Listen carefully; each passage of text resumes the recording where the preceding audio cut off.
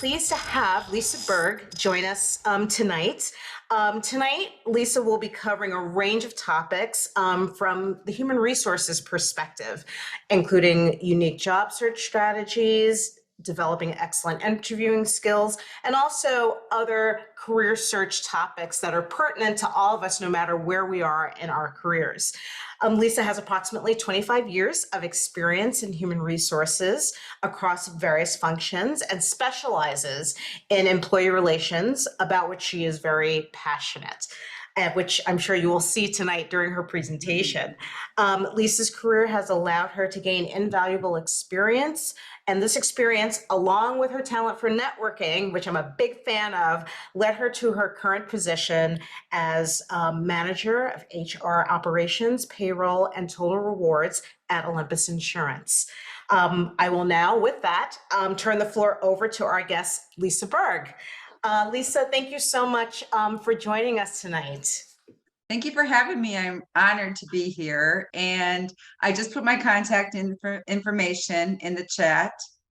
What I'd like to do is kind of start off with that. And I think what's important is when you're in chats or any kind of webinars or anything of that in that kind of arena, that you put your information in the chat, like Tony said. And that's because that kind of breaks down the immediate barrier of meeting somebody because you've already reached out. And what I'd like to do is ensure that you are using that to the best of your ability. And the way you do that is you put up, give you an example. When I was looking for a position, I would put, I'm a senior HR professional. I am currently residing in Jacksonville, Florida, and I would like to look at these kind of industries, or I'm adaptable over many industries, but my employee relations is my true passion. And it's kind of like a little bio in the chat, and you kind of have set the tone of the conversation. Then I would say, let's connect. Looking forward to a future partnership. And I would put out my LinkedIn information. You'd be surprised how many contacts you can just make with that kind of situation. I attended during COVID of 2 years ago, I joined a group called Coffee with Kelly. And this is a little bit of history about how I got my current position. Is I was there for about a year, and then I lost my job. And then I came onto it. I was really down that day, came on, and somebody said, I have a job open for Louis Vuitton. And about 50 people were there. There's recruiters, there's directors, and I'll put some more information about that in the chat later on. However, we meet 8 to 9 every Friday morning. And she's a leader strategist, Kelly Merbler. You can look her up on LinkedIn. And it's a very positive, I'm going to call it tribe, not most politically correct thing to say for an HR professional, I know, but it's a tribe. And our logo is brew, be yourself, respect others, encourage others to participate, and we include everyone. And it's just amazing. And even if you don't drink coffee, you can still join. So it's not just coffee. However, I put my information in the chat, and somebody reached out to me that day for a different job, but this Louis Vuitton job, she put her contact information just like I did. I linked in with her. The next day, I had an interview for Louis Vuitton. I interviewed. I thought I did a great job. About 2 weeks later, I said, I haven't heard from you. What's going on? Can you tell me what's going on? And they said, well, the person that interviewed you is on leave of absence, and I can go ahead and let you know where you are. Unfortunately, you didn't get the job. You don't have the retail experience. And also, we're looking for somebody that is a little bit more focused strategically. I'm like, oh, okay. And then she's just cut it off there. And I was like, this is kind of odd because I thought I did really well. The recruiter told me I did really well. What's going on? So I was going to inquire again. I'm like, no, I don't want to push it. I don't want to push it because honestly, I don't prefer the fashion industry. I just wanted to see if they would, if I could get some more connections. So About 2 days later, that recruiter called me and she goes, you know what? Tell me a little bit more about your passion for employee relations. And I did. She goes, you know what? In Jacksonville, one of my friends, another Coffee with Kelly tribe member, is looking for an HR manager of operations in Jacksonville. And you're there and you got human resources experience. Would you be willing to look it up? It's a contractor position, but would you be willing to check it out? I'm like, sure. So I checked it out. The next week I got offered the contract position. And ironically, when I was hired as a contractor for the company I'm currently working for full time, they had Kelly Merbler doing training at their facility, and they're like, "You've got to hire her," and that's how I got my position. And it was all through networking. And just if I didn't go to that webinar that day, I probably would have never gotten the job. And I was feeling so down that first day when that job became available. But you sometimes you just got to push yourself through. So that would be one job search strategy, is any webinar you can find, any kind of industry related. I'm not even a techie, but when I was unemployed, I said, I got to keep up my business acumen. So I went to this Women in Technology conference online. It was free. Great. All these conferences were free. And also I get credits for it for my certification. So it helped me there too. And I met so many interesting people that knew my contacts. And it's just amazing how HR can be such a huge arena, but very small too. So another thing I would recommend is focus on the industries that you are interested in. Get to know some of the professional groups that the people in those industries are with. And so it's kind of like, someone told me I told somebody I was a LinkedIn stalker, and actually they called me a LinkedIn butterfly, they said, because you fly around to different industries trying to learn things. I'm a lifelong learner, and I believe that you can always learn from somebody.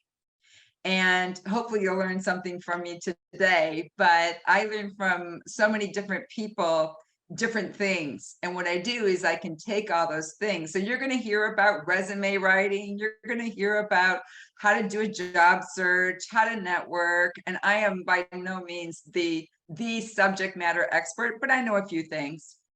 And you'd be surprised, all those different philosophies, how you can make it your own. And I think that's the key. Don't get discouraged if you do a resume and somebody critiques it and says, no, this is not how you do it. Take what they say, take what you've learned or you've researched, and from there, that is what you want to analyze to see how you can fit it into your job search journey, because everybody's journey is different. You're looking for different industries, you're meeting different people, you're focusing on different things in an organization. So it's important to really look beyond the black and white of it, because the job search journey is gray, point blank, unfortunately. There's so many different philosophies out there. You're going to go to this LinkedIn webinar, you're going to go to this LinkedIn webinar and say, no, I didn't learn it there, or that's not what they said there. And you really have to focus on the encompassing of the learning and bringing it to your own. So that's another tip I would recommend to you. Another thing is anything that's free, take it. If someone's reaching out to you and they say, I think you're great for the position, but you don't think you're great for the position, it's great practice for interviewing. It's great practice to do your tell me about yourself, your elevator speech. It's an awesome way to network, because that person could know somebody that knows somebody that is looking for your skill set to solve their problems. I think that is a crucial thing to think about. People think, well, I'm not qualified for this position, or why did they pick me?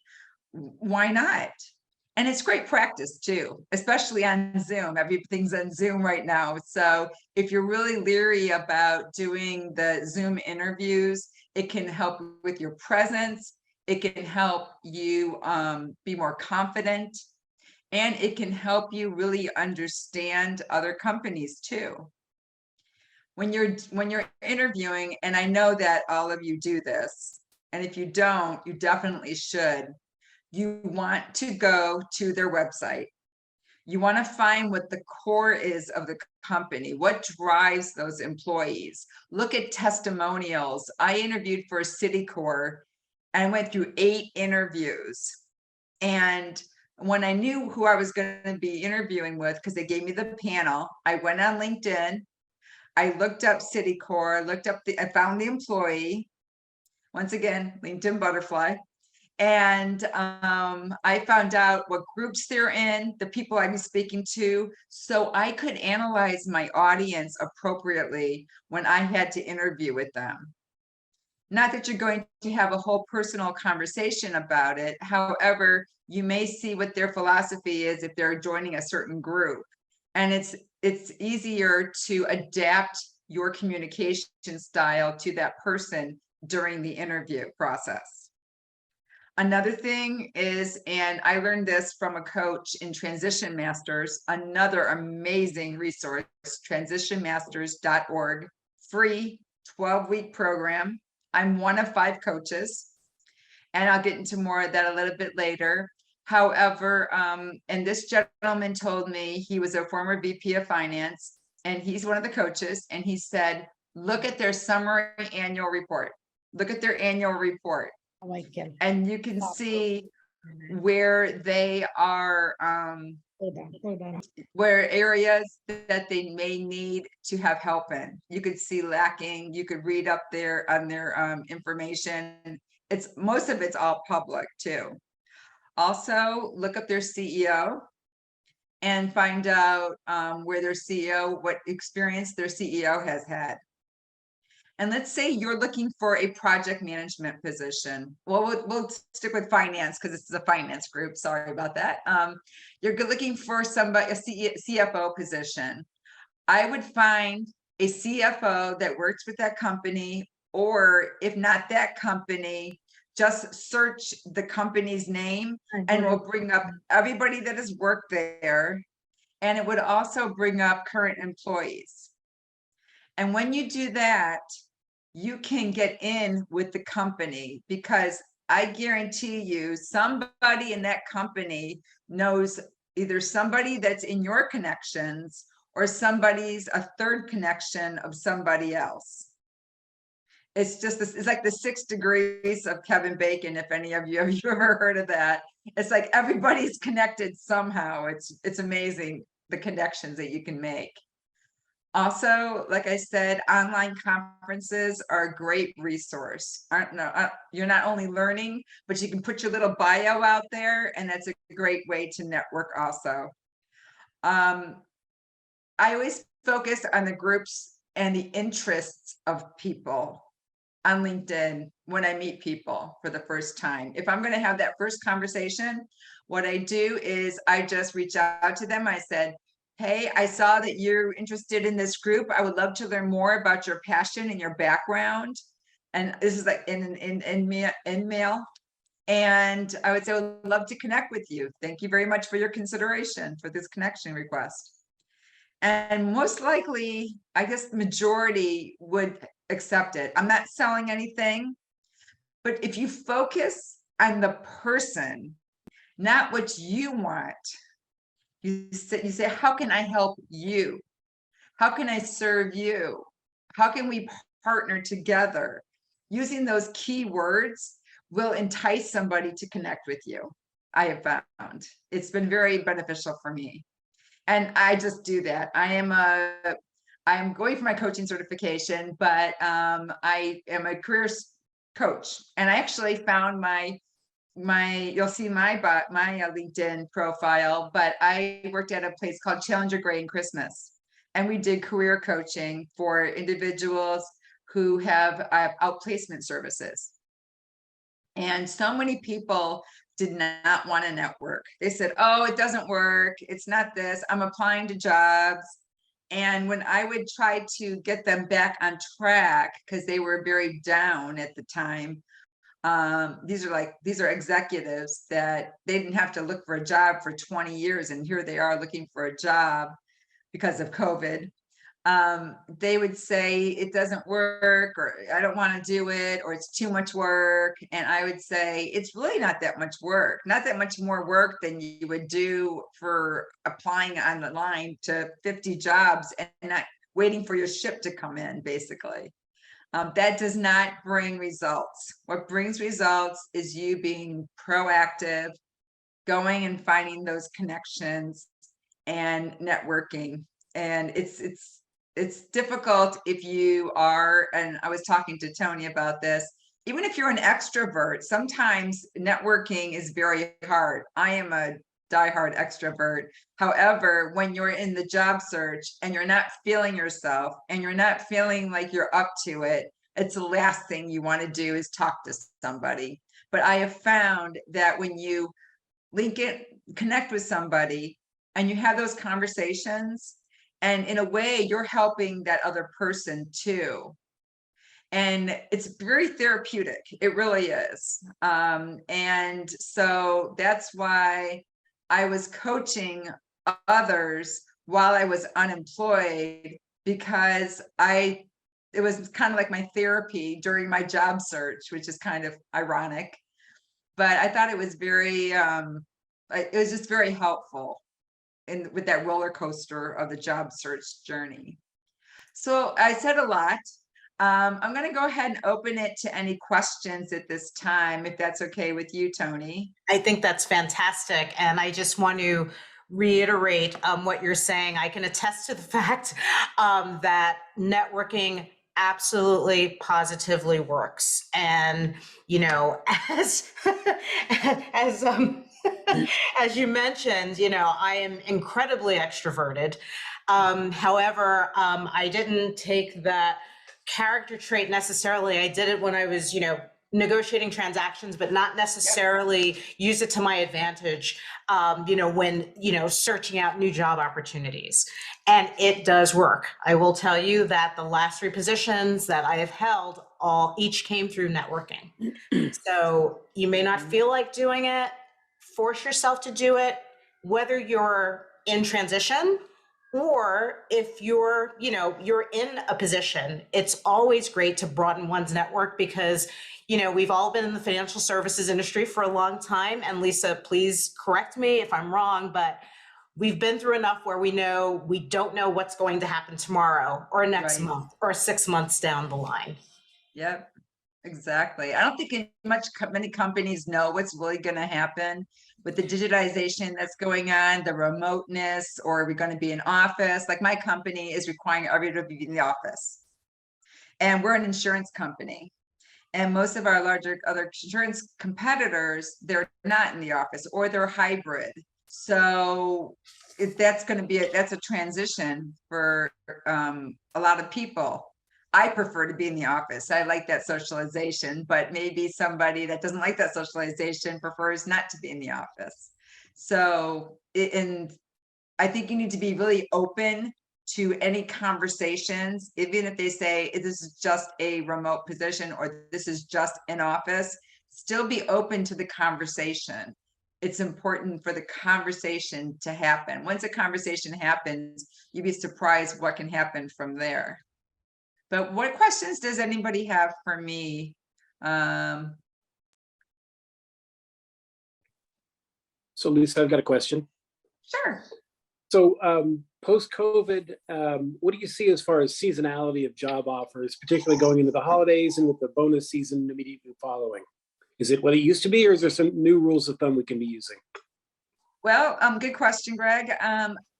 right now, what I am seeing is, and just from my experience, and it could be just my industry, I don't know, but we have a lot of jobs out there.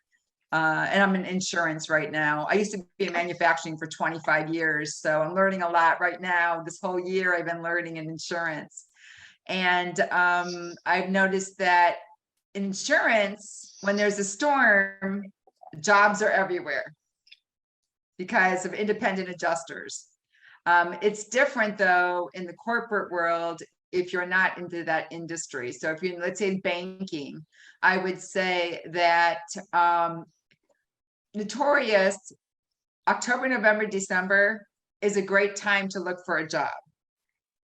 I have found in my experience, it's not the best time to hire somebody. And I'll tell you why. It's not that we don't want to hire you. It's that one, it's the end of the year. We're going through annual enrollment. We're going through and year-end objectives, and we're preparing our budget for Q1. So what we're doing is we're looking at our staffing very closely. And if we do hire you, we want to make sure you have the most rewardable onboarding experience. If we hire you before Thanksgiving and 3 or 4 people are out in your department and you can't get to know the department, you can't establish those relationships, you've got a broken chain there, it's not going to be beneficial. Or we do training for you in October and then we go off on the holidays and then you don't retain anything and we have to start from square one. So I personally prefer not to hire in November or December, but I don't want that to discourage you either in your job search, because some companies do that depending on their fiscal year. Does that answer your question, Greg? It does, but it kind of prompts a secondary question, if that's all right. Sure, of course. So I get why they'd want to delay until the beginning of a new year to hire anybody new, but that means that the candidate, now employee, has a fractional year, and a lot of that, sometimes that means no bonus for that entire rest of the year. So their next bonus check is going to be whatever, 18 months into the future. Is that something that's gone away? Do they do a prorated bonus now, or can you easily negotiate something there, or what's typically done at this level?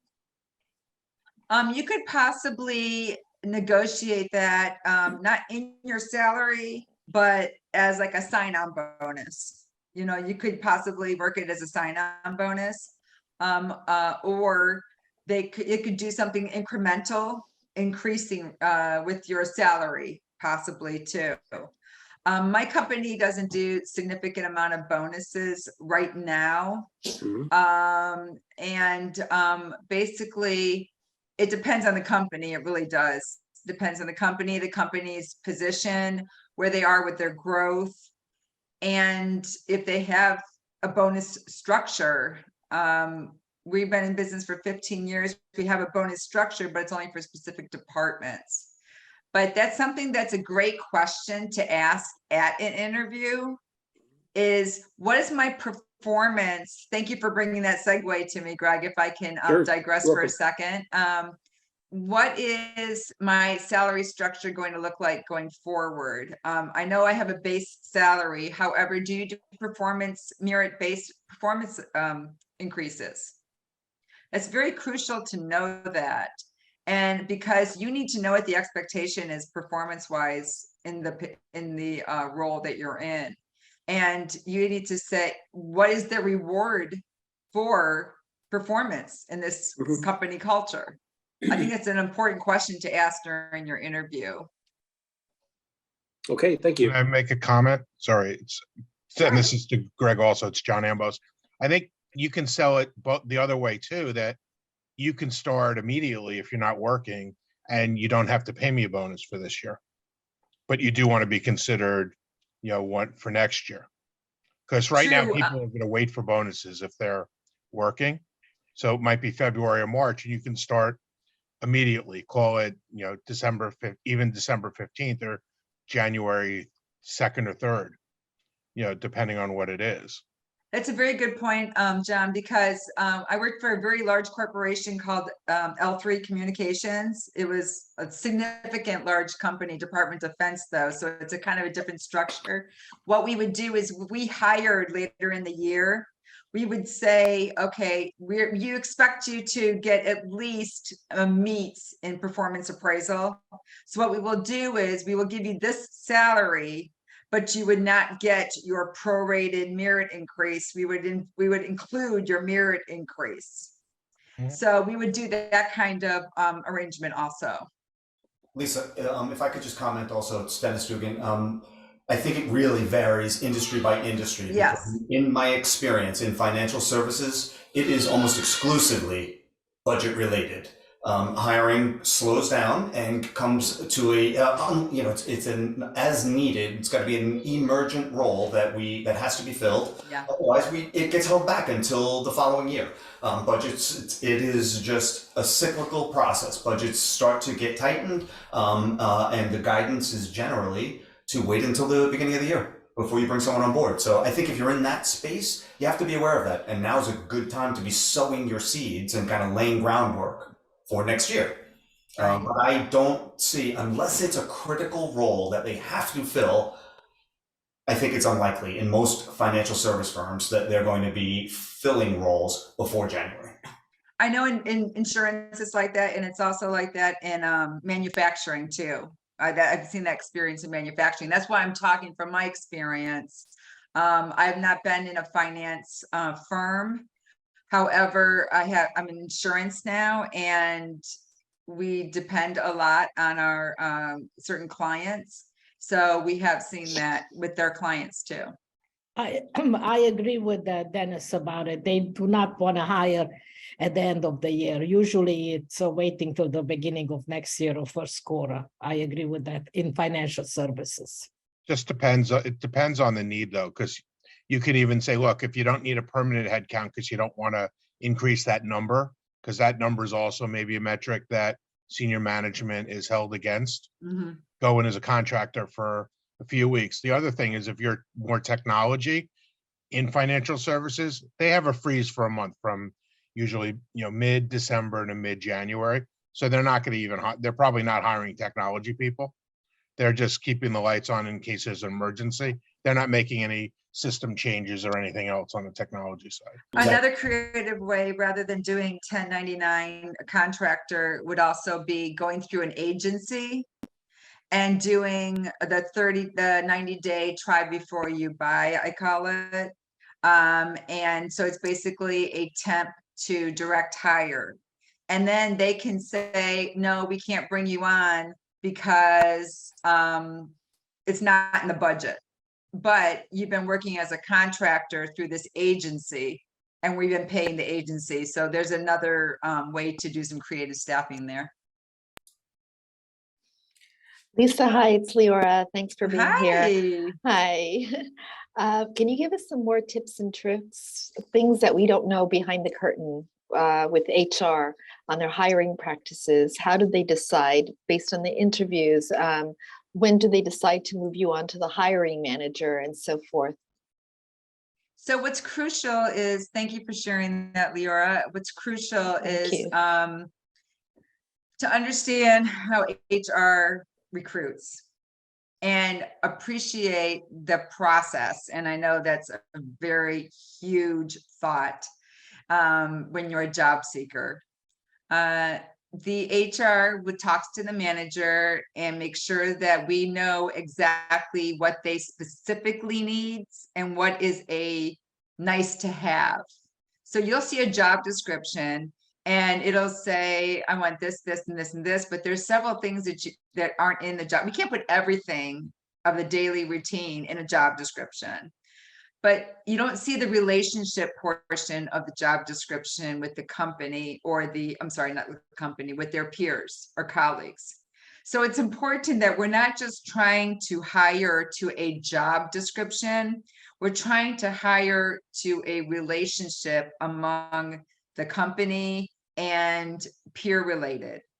So it's important when you're doing a resume and that you're making that resume to the job description. And what you want to do is you want to just take 3 or 4 things that you can see in the job description that you believe is the most important. Take those 3 things, put them on your resume as, this is what you want. This is what I bring to the table. And it's just a little chart, basically. What you need, what I have. And that way you're matching apples to apples, or exact skill sets to skill sets of what they're looking. That would save so much time for an HR recruiter looking through glancing through resumes. When I get a resume through the applicant tracking system, everyone's going to say, oh, the applicant tracking system. Well, there's several different tricks that you can use. There's something called JobCo, and what that is you can go online, put your resume in, put the job description in, and you can compare. And what it does is it compares the words that you use as opposed to what their job description has. That's one way. Another way is to highlight specific qualitative things on your resume. So these are accomplishments that you have done. I made $100,000 over so many years, over this project. And it could be a statement, but it's got to be bolded because we have very little time to review resumes. So it's important to remember that too. About 90 seconds per resume is what we look at because we have so many applicants. And if I see that somebody meets a certain amount in the of the position, but not everything, I will still look at it to see if there's any transferable skills. Now, not all recruiters are like that. They just want to do the check off and say, okay, they don't meet this, they don't meet this. However, I'm a little bit different recruiter because I think it's important that you can look at transferable skills. I'll give you an example. I was hiring field service technicians in the field for my government contract positions because we manufactured scanning systems for checked baggage, luggage, and passenger screening. And this person was a veteran and they did not have any corporate experience. And we required some experience within the explosive detection arena. And it ended up that this person ended up being the best person. Why? They were dedicated, they were committed to the team, they were structured, and we had a very structured work environment in that department. And also they were very policy driven and very standard operating procedures. So that was very beneficial for our organization. And the way I found that out is because I screened him and I asked him a little bit more about what his responsibilities were. And I found a lot of things that were transferable to our job. And so as a recruiter, it's important when you are doing when you're interviewing, is to highlight some of those soft skills, but highlight them in the light of how they were successes for you. They are called PAR stories, as you know. Problem, action, resolution. You may have heard of them as STAR, PAR, all kinds of different things, but they're statements. And you want to have specific statements to support your expertise. But don't go too long because then you'll lose the recruiters or the hiring managers' attention. Another thing is if you are having a bad day, do not interview because your attitude will come through, or however you're feeling, your emotional well-being will come through in an interview. It could be a phone interview, it could be a Zoom, or it could be face-to-face. Because in a phone interview, it's probably 90%, it's 100% verbal, and all we're doing is it's auditory. So all we're doing is hearing how you're coming across. You need to come across passionate in your skill sets. You want to come across that you're knowledgeable. You want to use confident words. Never say, I believe, I think, possibly. You want to use qualifiers that are positives and absolutes. So you want to use, I know, I am confident in this, I have been successful in this, or whatever it may be. It's important. And make it conversational. But you want to, like I said before, you want to analyze your audience before you do any interviewing.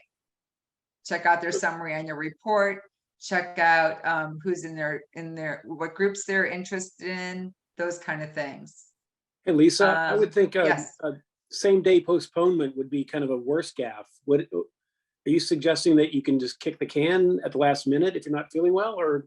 No, I'm suggesting to do a self-check. I think it's important. Right. If somebody's going to call you, do a cold call. You can say no at that time. Mhm.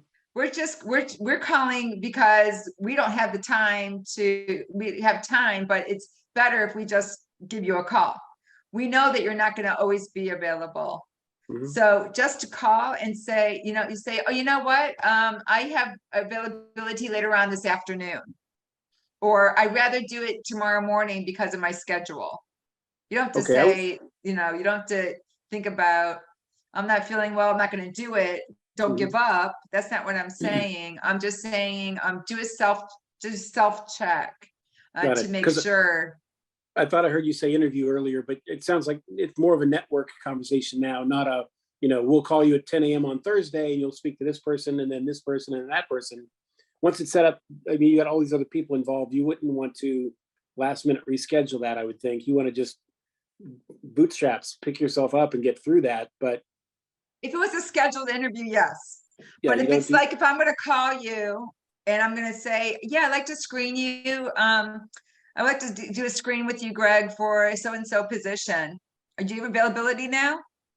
You don't have to say yes. You can say, can we meet maybe later on this afternoon? I'm like, sure. Because we want to be cognizant of your time. And because you don't know how long this conversation is going to be, right? That's I can totally say fair 15 game. minutes. If it's just a inbound call and you're not expecting it, that's totally fair game to say 3 o'clock today is much better. Get it some sunlight, get some fresh air, get on your head, get your game face on, then pick up the phone. Makes a lot more sense. Thank you. I like that. Put that game face on. Yep, definitely. Very well said. Thanks. Hey, Lisa, this is Howard. I have a question and really a scenario that I've been running into for the last year and a half. Okay. That is, as a minority candidate who is a baby boomer, I've noticed on the one hand, organizations are beginning to embrace a little bit more of this DEI, diversity, equity, inclusion initiative. But they do that just because it looks like they have to. They're now interviewing more people of diverse background, including age, older candidates. But when it push comes to shove, when it's time, when you make it past the HR round and get to the hiring manager and their superiors round, that's where the enthusiasm falls off the cliff. Because chances are you're a lot more experienced than the hiring manager and sometimes even their superiors. Chances are your experience and your background may be a threat to the hiring manager himself or herself. So how do you deal with that? Because on the one hand, you're glad you're getting more chances to get interviewed. But on the other hand, it doesn't get you ultimately to your goal, i.e. get hired and then work for that organization. So I do sense your frustration, and you are correct. We are on a diversity, inclusion. It's now a diversity, equity, inclusion initiative. And so I understand where you're coming from. It just depends on the company. some people, when you have, we talked about this at several HR conferences, and till we're blue in the face. You can say you're a diverse company, but you have to, what I say, you can walk the walk, but you got to talk the talk. You have to have diversity, but you also have to have inclusion, but you also have to have belonging. And what belonging entails is embracing that generational situation, and really understanding the value add that a mature workforce can bring to other generations. And that is a mindset for a company that can be very hard to grasp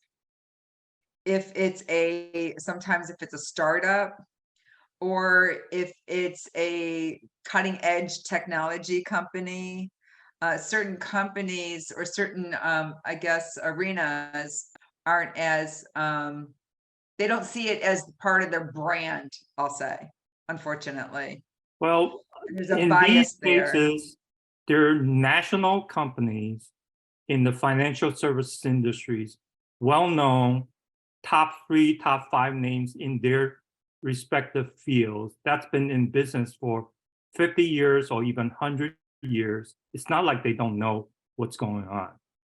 And yet they do. They do this. And what I'm finding specifically is that the screeners, the HR people, are actually the ones that are trying to bring you into the fold so that you are included in the lineup. But once you make past the initial screening, and then you actually get those scheduled Zoom call interviews, that's when the enthusiasm and my perception that, hey, I'm fully qualified. I know exactly what you're doing. I came from your industry. I did all this before. I could do it again. And by the way, I don't have an ego.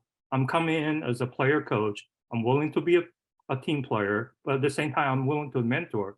And you present them with that kind of openness and attitude. Yet, at the end of the day, you still get bypassed because my perception is that you're a threat to the hiring manager because you're, quote, overqualified. That's even used in my one of my prior rejections before.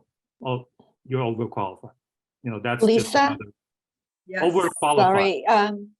Sorry, Lisa, it's Leora. Lisa, can you just give us some phrases to say, like a la Joe Jones, what to say to circumvent the ageism and so forth that goes on? I have high expertise. I'm expertly qualified. I'm uniquely qualified. I can bring you solutions based on my experience. We have, I'm going to tell you right now, there's something going on November 21st, and it's I think it's from 6 to 10. I'd have to double check. I can send the information to Tony and she can send it out to the participants if that's okay, Tony or Joyce. And it's called 50 but not finished. And it's all about exactly what we're talking about, Howard, and expert on this. And I'm not an expert on this, and but his name is Joe Jones. And this is part of his course called transitionmasters.org. We meet 5:30 to 8 every Monday evening, a little homework here and there. And we do an hour of mock interviewing. And then we also do an hour on a topic, and he does a presentation. And I'm one of 5 coaches. We have a coach from that was a VP of finance. We have a coach that was a chief technology officer. We have a coach that is in land development, and we have myself, the HR expert. And we also interview with the peers. So we do a mock interviewing 1 or 2 coaches with several peers, and then we give feedback of each of our of the interviews. And we tell me about yourself, or we have a question of the week. And one of those questions, Howard, is, basically, why should we hire you?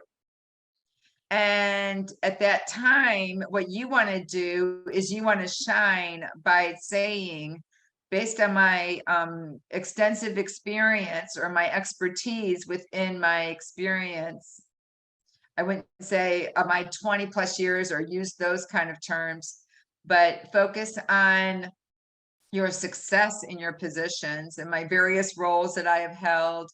I bring an expertly qualified individual to your organization.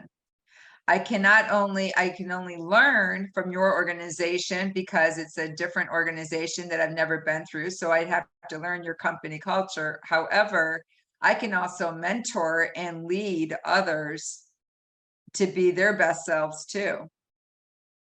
And Howard, I don't have the ultimate answer for you. It depends on how the company perceives the mature workforce.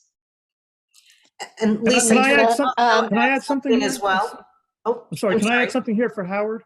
So Howard, I'm in the same situation, but you just gotta, you gotta find the right company. Smaller companies appreciate older, more experienced people.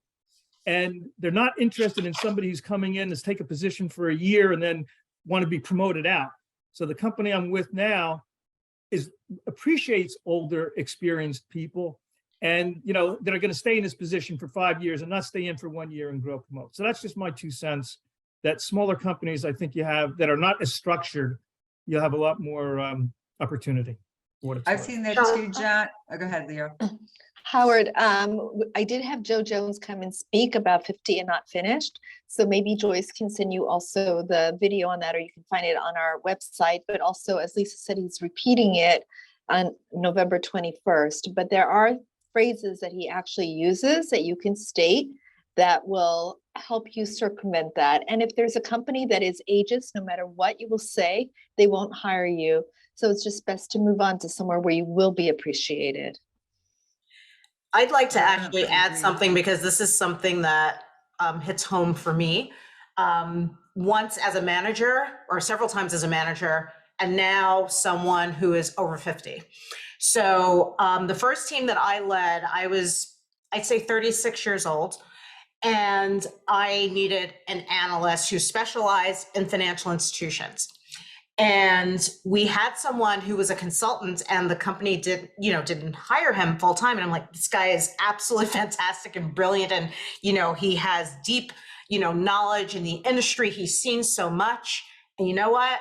I hired him, and he was one of the best analysts on the team. And I have seen people over the age of 40, over the age of 50, over the age of 60 be hired. The way that I kind of think of it is, no matter what your age is, one doesn't want to work for an individual with whom you feel that you're competing, or they feel threatened by you. It can either be, based on, maybe you were more mature, so you have more experience, or you could be, it could be someone who's younger and they have, more je ne sais quoi, or maybe works with, clients, in a better way, shape, or form. There are bosses and there are leaders. I guess in what I want to share with you is that it may be more difficult, but there is that company or that group or that hiring manager that knows that someone with the experience only makes the team stronger. And that comes from having a manager who recognizes that and understands that if they hire someone that has, a deep background in an area, that's going to make the team stronger, which ultimately makes the manager stronger. So I know, I can only speak from my own experience. It does sometimes become more difficult, but please don't get discouraged, because there is that company, there is that manager out there that will see your value and what you can add to the team. So that's something I'm very passionate about, because I feel very strongly about that. So I just wanted to add, instead of, anecdotal, I really wanted to just share real life experience, and I see, again, people of all ages and of advanced experience levels are being hired. So I'll leave with that. I don't want to steal anyone's thunder. No, I do want well to share that said, because I well have felt said. it. I've done that. Can I I appreciate add, all I want the- to add one Tony, thing. thank you so much. I want Oh, to add just one thing, thing, Joe just Jones because- is coming back. Oh, I'm sorry, just one thing. Joe Jones is coming back next month. I'm having him speak again, so you can talk to him then. And I do suggest that you sign up for transitionmasters.org. And you'll see that there are ways around all of this. And thank you, How Tony. different will Joe Jones be, Abby Koha? Because I have been on a Oh, number forget, of it's a night and Absolute day. Abby It's night and webinars day. before. It is night and day. I've heard Abby Kohat. I've actually heard her even on the Fang and other Correct. platforms, but Joe Jones, it's night and day.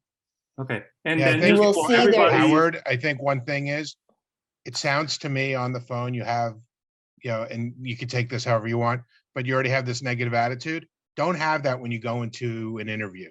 that I you do think not. That I you're too actually old. don't. Because all this goes through it. But the other suggestion I would have is videotape, even if it's a video interview, set up a second phone to videotape yourself so you can record it and see your response and your body language. Because Zoom's totally different than in person. And it's how you come across. We heard some of that in there, but it's more about like, here, I'm here to help. You don't have to, I wouldn't go into anything that I can mentor, I can do this. I'm here to help, whatever you need. And if they ask specifically what you bring, then list a couple of things like that. If you focus on that one thing, then they're going to think about age. Right? I think, Howard, I don't know. I'm not a mind reader, Howard. I just take that there's frustration, right? And not that you're, angry or upset. And I also think you have to kind of read the room just in terms of who you're speaking to. I don't think it's a one answer fits all and that you approach each person, the same way. Like I said, I absolutely understand, but just know that the right thing is out there. The right thing is out there.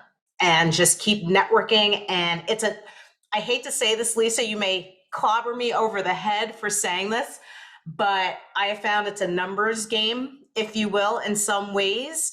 So the more you put yourself out there, the more you make contacts, the more likely you're going to find those people, and I'm not going to say person, we're going to be optimistic here, those people that will see the value that you will add to their organization.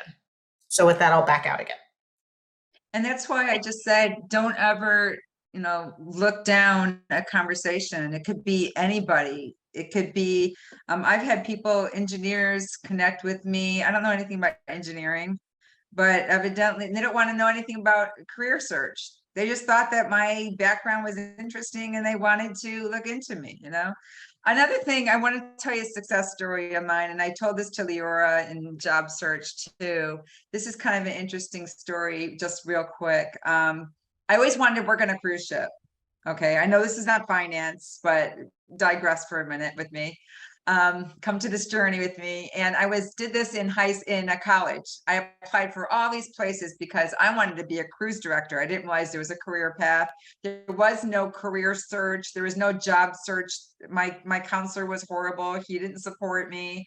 I said, well, I'm going to do this. And after I graduated, I was bagging groceries and I was working front desk of a Hyatt. I used my comp nights with the Hyatt, took all my rejection letters from the cruise lines, knocked on doors that week. And then at the end of the week, I got a job. I changed around my whole lifestyle and I was on a cruise ship 2 weeks later. So that's what means persistence. You've got to be persistent. And it was because, once again, somebody at another cruise line that declined me earlier that week said, hey, I know that Norwegian Cruise Line is looking for somebody and they need somebody to start next week. Can you do it? And I'm like, yeah. And I interviewed. And then 2 days later, they said, okay, you've got to move from Ohio to Florida. And I had relatives in Florida, so I was lucky. You had to move to Ohio to Florida. You're not going to have a residence. Miami is going to be the port where you're going to be at. We have to have you on the ship on this day, and you're going to be a purser. I don't even know what a purser did. They just interviewed me. They said, you like to be on the water. It's very confined. Do you know Spanish? Yes, I know Spanish. Okay, great. We need a Spanish speaker. Wasn't that fluent from Ohio, but I managed. And I had the best time for 2.5 years, but then I had to get a real life. But it was the best experience. You want to talk about diversity? I was immersed in it. Out of 604 crew members, there were 64 Americans. So that's really how you learn, is and that was an interesting company culture. That was my first experience to a diverse population. And I would never have that experience if I wasn't persistent into finding that job. So I leave you with that success story. No, thank you for sharing that, Lisa. It's always helpful to, there's the theoretical and what you're supposed to do or what the best practices are, but sharing that story is incredibly, incredibly helpful. And it gives insight, and that's what we're here to do, right? To put the personal, right, into these theoretical things that we're supposed to be doing, and again, best practices. But I don't want to overstep it and say it's all hearts and flowers, because it worked for me. It's going to work for you. I want you to be realistic. I just want to give you some hope that the job is out there for you, and it only really takes just one. Yes. And I believe in all of you, and I know you can do it. And I'm here to support you in the future if you need my support, or you want to reach out a contact that you see. I'll connect you. I'll be happy to introduce you to a soft introduction. Whatever I can do to help you, just reach out. And everyone's secret that no one knows, Joe Jones was in his 60s when Lisa was the HR person who hired him. Yep. Wow. I hired him as a trainer, and I was an advocate for him from the get-go. And it's because he was very persistent in the job search. And he followed up with me, oh my God, probably several days. And unfortunately, I let him go 3 years later in a reduction in force that we had, our company. However, he said that was the best thing that could have happened to him, because now he serves the community. And he does this transition masters. So who knew that a reduction in force could help him reinvent himself? Well, it's, that's such a great point, is, when we're in the midst of transition, job search, whatever, however you want to put it, it's difficult. It's very, very difficult. I've been through it myself. And it kind of, sometimes you feel like you're in a bottomless pit sometimes, and sometimes it's difficult to turn on the computer. But one, that's why it's so important to remain engaged, whether it's through these meetings, the other forums that you mentioned, online groups. Just remain engaged, because as you said, it only takes one person, that one job that may connect you to the right thing. But also keep in mind what I've always said, and this kind of came from my family, that your next thing is your best thing. And always remember that if you ever get to a place where you're just kind of like, why did this happen? You don't know what's down the road. And often when we go through these unforeseen circumstances, even outside of job search, that often leads us to something bigger and better, and to more opportunities. And sometimes we look back and say, wow, that's the best thing that could have happened to me. And you may not feel it now because you're going through it and it's tough, but one day you may look back and say, you know what, if that hadn't happened, I wouldn't be where I am now. So just try to focus on that moment and getting to that moment. And again, I am the first one to say that I know what it feels like, and I do encourage everyone, and I'm not trying to wrap this up, and I just want to throw this in there, just stay connected with people. It's so important, even if it's just an email, a phone call, a text, coffee, or it's just so important to stay connected. It does make a difference. So Lisa, I'll turn And it back over to you. I'm a great listener. I've been with the inner game of job search. It is a mind-blowing thing. You go to roller coasters. If you need to reach out, you've got my contact information. Just remember, you are not alone, Yes. and don't let it get to a point where you feel like it's hopeless, because it's not. Yes. And this is Joe Jones's favorite quote, and Leora will swear by it too, is get up, dress up, show up, and never, ever give up. Good one. I love that so much. I'm a big person for quotes. So if you want a quote, you want me to send you a quote, I'd be happy to do so. We're gonna be Maybe the thing we should start our own feed, right? Are there any other questions for Lisa? Going once, going twice. Say, Lisa, quick question for you. Oftentimes there's jobs that are posted on LinkedIn that don't provide a salary range, target salary. You get to the interview stage and you get the question. So what are your salary expectations? And obviously you don't want to, provide a number that's too low. You don't want to provide a number perhaps that may be even higher than, that perhaps whatever that range is, you made, more in the past. What is a good answer to that question? Funny you should say that, right, Leora? We do a course called Yes. Offer Negotiation and Compensation. And what you want to say, and Joe will preach this too, is whatever is fair and equitable for the position. And you also want to say, I want to learn more about the position so I know the full scope and what is involved, so I can make a more educated, I can share a little bit more with you of how I can bring to what I can bring to your table. So there's different, he's got like, oh my God, at least 25 different ways to respond to that without giving a salary. Just as an FYI, there's 2 laws in New York people might know. One is they can't ask you what you made. Right. And the second one, which Right. only went in this week, is that all jobs posted must have a salary range. That's in New York. That's correct. in New But the York. certain states does not have that. I just saw that legislation. Thank you very much, John. So in New York, they have that legislation. They have to put it on there. And I'm sure all the other states are probably going to start following suit.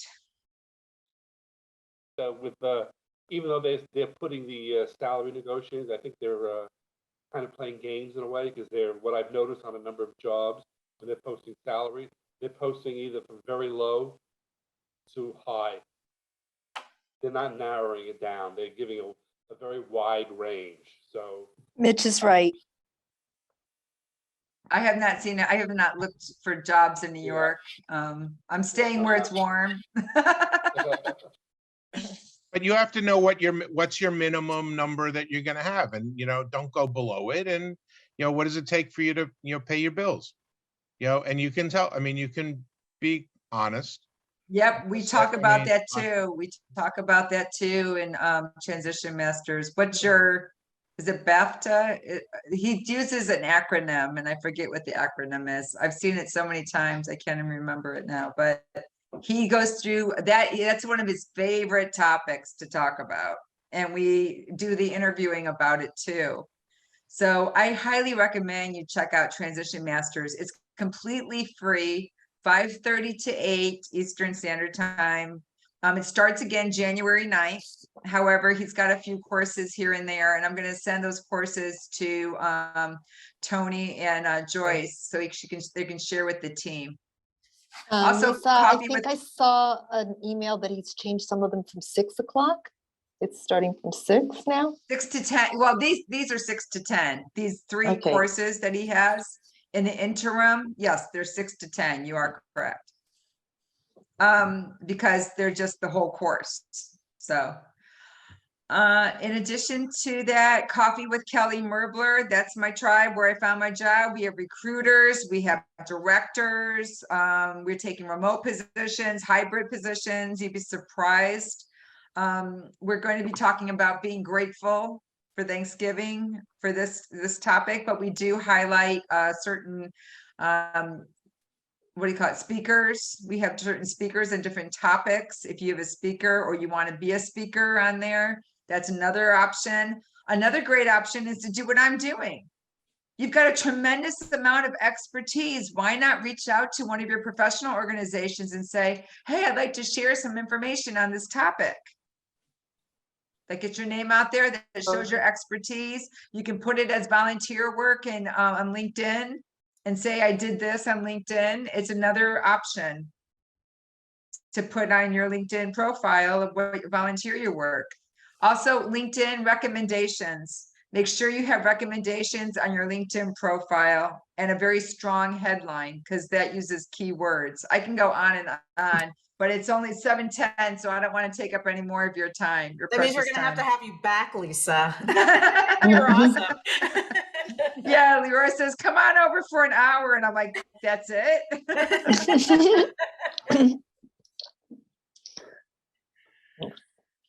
Does Thank anyone you. have any last questions? One last question for Lisa. I know we covered a lot of ground tonight, Lisa. You were absolutely fantastic, and Thank you so I much. myself, I'm very energized, and hopefully everyone walks away, more optimistic and with a 1 to 10 different pieces of very incredibly valuable advice with respect to job search and just managing one's career. So with that, any other questions? I will check the chat. Thank you. Thank you so much, Tony. And thank you so much, Lisa. You're both amazing. Thank you. Thank My you. pleasure. Thank you, Lisa. Yes, and thank you, Leora, and thank you for having me host tonight. And everyone, thank you for joining us tonight. I wish everyone well. Please feel free to connect. Use these tools and resources that Lisa spoke of. Please leverage the FANG website. We're here for each other. So please, let's all stay connected.